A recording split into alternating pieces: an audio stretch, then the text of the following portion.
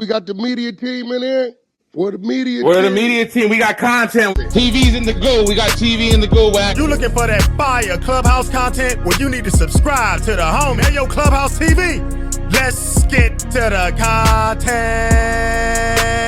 That's a good one. You know, I think it initially started with me interviewing Charleston White. He was pretty mad at me when I interviewed Charleston White. He blocked me from everything, and you know, maybe like a week later or something, he hit me back up. You know, we talked. I thought we were cool. You know, and then I don't know, maybe a week or two later, we went to do an interview, and I could just kind of tell the vibe was really off, man. And you know, I mean, he complained about some of the questions that I asked him, but I didn't think they were like anything not normal. I mean, I think Dave Chappelle, I think he was getting some backlash for some gay jokes or something. So I asked him about that, you know.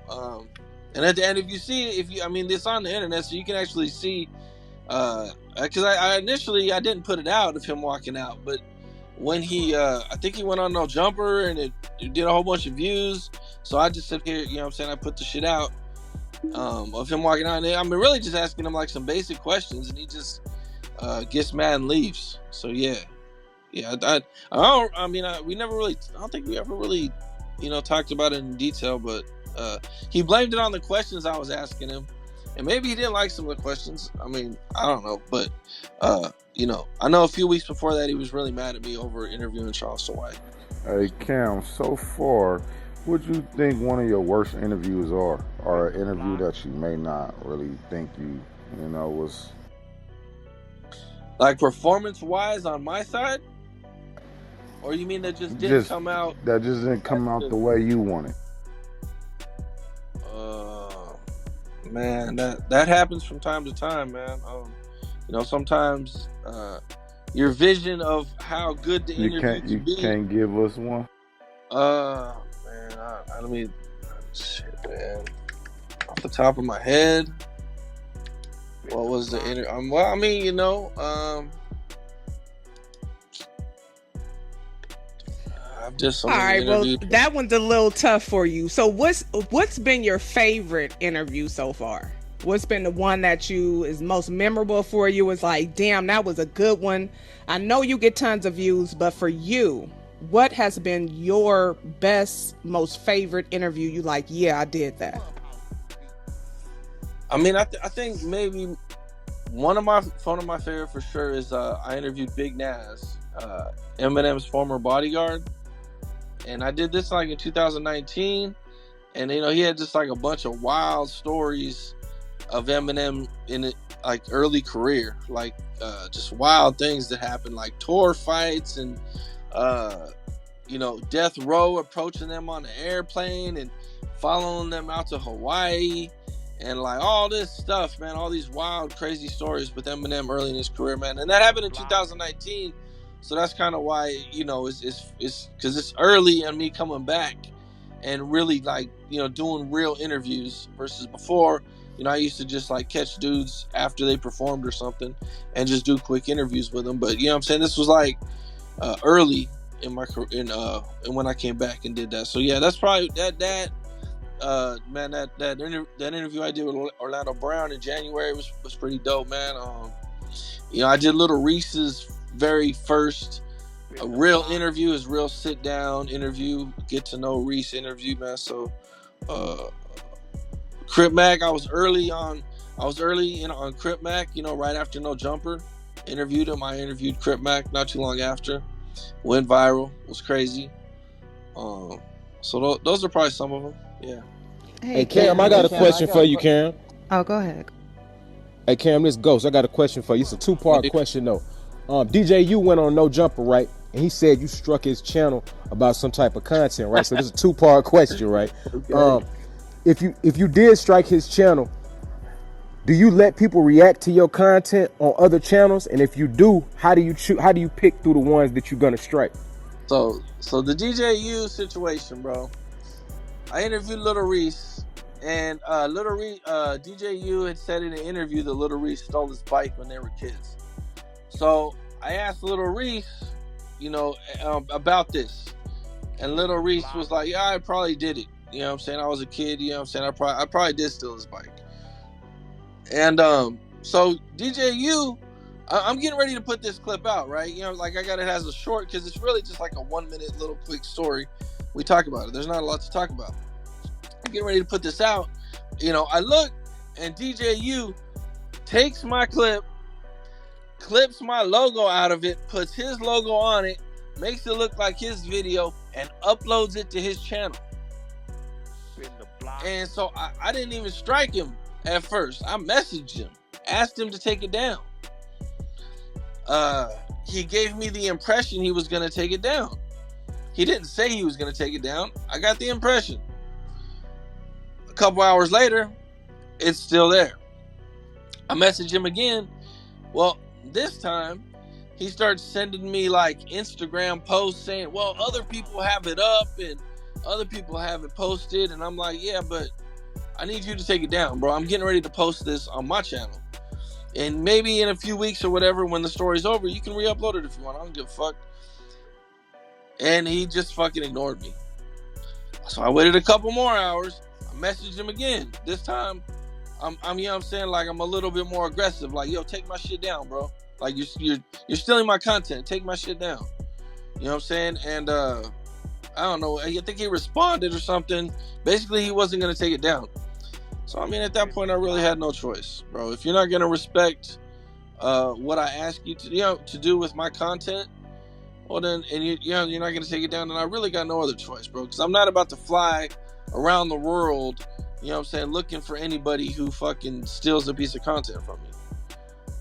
So I mean, I gave him plenty of chances to not get a strike. You know what I'm saying? I approached him like a man. I approached him respectfully. The first time I messaged him, it was very respectful.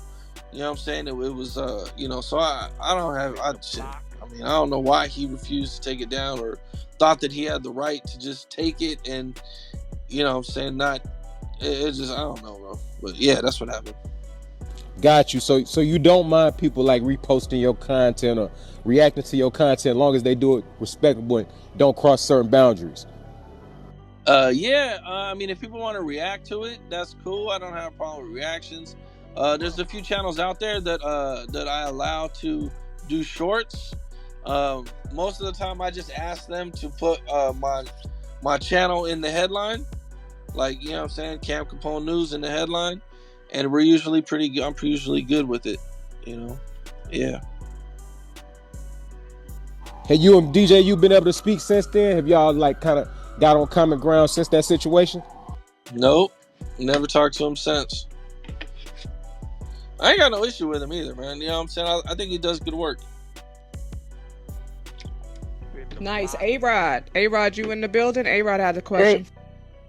Hey Cam, this is A-Rod. Hey. A quick question along the way, because you're fairly successful now on your podcasting venture. Along the way, though, there had to be that one interview that kind of gave you the explosion, the propulsion you needed to get to the next level with the podcast stuff. What would you say that podcast was? Man, interviews that really did a lot for me, man. Let me see. Well, Orlando Brown really did a lot, man. Crib Mac did a lot. Little Reese, them Little Reese interviews were crazy. They did a lot. The Big Naz interview really did a lot. Those are probably the main ones. A lot of Chicago stuff. You know what I'm saying? Like J Hood. J Hood did really good. Butter. Butter, man, when Butter first started doing interviews, that shit was crazy. So yeah, those are probably some names for sure. Hey Cam, this is Ebony again. Had a quick question. Why don't you show your face in your interviews? I know other podcasters and they don't do it as well, but why don't you? I mean, I don't have to. I can go in public and I don't have to worry about nothing. You know what I'm saying? Like, if the only people that really are gonna really be paying attention to me are people who maybe met me in person. So I mean, it's doing good like this. You know, if It it's not ain't broke, broke, don't why fix fix it? it. I know that's right. Hey Cam, that goes to a question I got for you. So with the Orlando Brown interview, what made you show your face on that interview?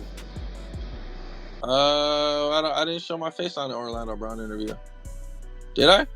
I think at the end of one of the interviews, did he grab the camera or something and put the camera on me or something like that, maybe. But I never showed my face on our Orlando interview. Not consistently. Now, speaking of Orlando Brown, I know that he did an interview. You came on his to do an interview with him, and then I heard something. Oh, okay, my bad. Yeah, I'm sorry. Oh, you yeah. talking about the interview I did with Orlando? So, well, I wanted to know. I know that you guys were supposed to do something together on your channel. What happened with that? Like, are y'all still cool or? Yeah, me and Orlando, we talked maybe like a week and a half ago, about a week and a half ago or something. Man, we cool. You know, we had a little falling out, man. You know, we did a podcast deal. He was supposed to have his own podcast on my channel. He needed a little bit of money to get a place. I gave him a little bit of money, and 2 weeks into it, he wanted more money. And we'd only did like one piece of content. I don't even think the content really even did that good. And, you know, he just flat out refused to work without getting any paid. And I'm like trying to explain to him, like, this isn't really like a situation where you're getting paid ahead of time. I really just, you know, gave you that money to help you out. You owe me that money back when we start getting money for the podcast. You know, like, it's all in the contract. So it's not, you know what I'm saying? There ain't no funny, you know what I'm saying? Like, he knows everything, bro. And you know what I'm saying, he couldn't get the concept of having to wait for his money until YouTube paid. And you know, he refused to do any more shows or to do any more work unless he got paid. And we just drew the line, like, we're not gonna pay you, bro, till YouTube pays. And that was it. Yeah, I mean, we talked you know, maybe like a week and a half ago for the first time, man. It was all good. You know, we'll probably work again in the future for sure. That's what I was gonna ask. So you guys got it together. Will we see him soon, or are you saying in the future, like in a minute, we gonna wait a second? I'd probably say probably pretty soon, probably the next month or two at the most. Yeah, it won't be too long. Why did it take you so long to interview Wack? I don't know. Tell him the truth. I mean, you controversial. You never know what you gonna say. Wack's pretty wild, right? Is he wild or do we keep it too real? Both, man, both. You know, you never really know what Wack's gonna say, but I mean, you know, honestly, man, I be so busy. Like, I get so many opportunities to do interviews that I don't always get a chance to reach out to everybody I want to reach out to, or to interview everybody I want to interview to. So yes, that you know, Wack being wild and speaking his truth, you know, is a part of it. But you know, also I just stay so busy. I got a follow-up question for that.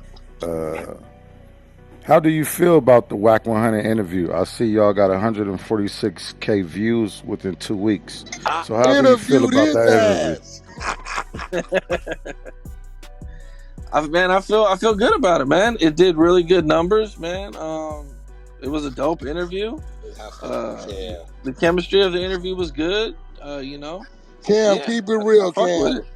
Motherfuckers had you thinking I was a straight asshole, bro. Keep it real. No, I ain't listening to nobody. You know, like, what people say about you online.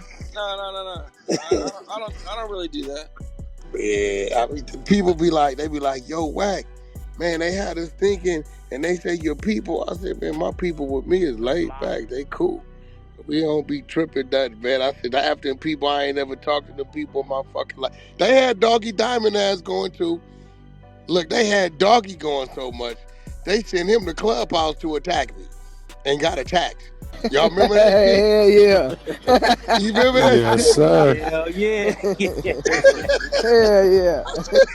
That nigga called me 2 weeks later. He said, man, I should have did that. I ain't even got nothing against you, man. Cam, what is this shit people be telling me to ask you about? Pusha T cousin. What's going on? What is that about? Oh, fucking Wack. You wanna know about Pusha T's I don't know. cousin? They always say, yo, ask him about Pusha T. I know Pusha T. Now that's Hey, my guy. Oh hey, man. Cam Capone, tell him the story. Just loose cannon. Okay, so This ain't the dude. I don't Luke, know if this it's ain't the fucking situation, is it? That dude that Yeah. called me. Oh yeah. Well, Cam, you know I sent all that to Pusha T. Oh no shit. I sent the whole dude called me. You talking about the dude who trying His to sell cousin. some shit?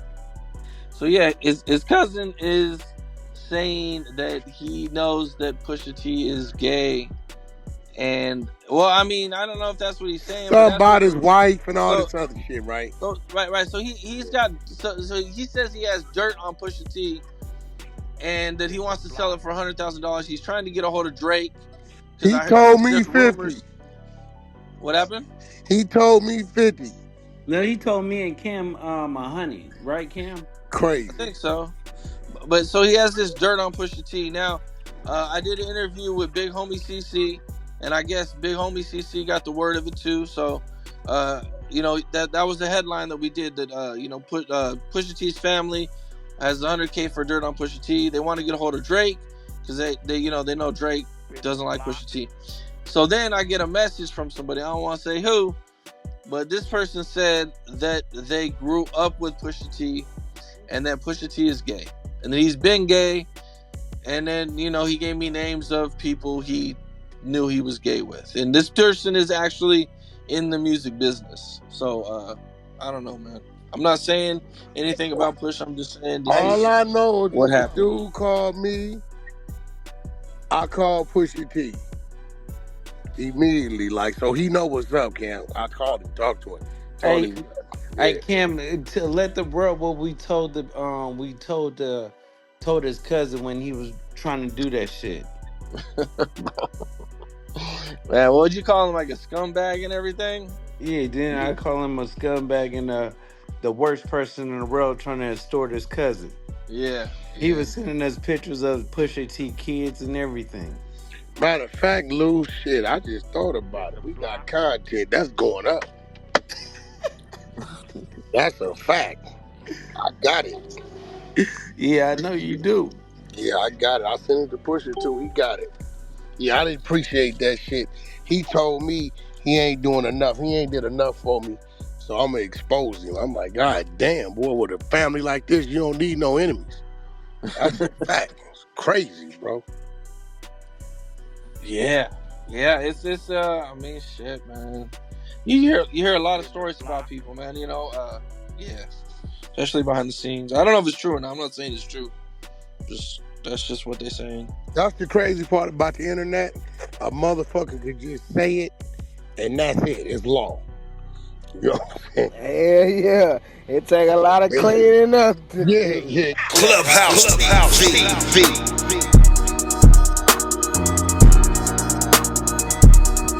Clubhouse TV. Clubhouse TV.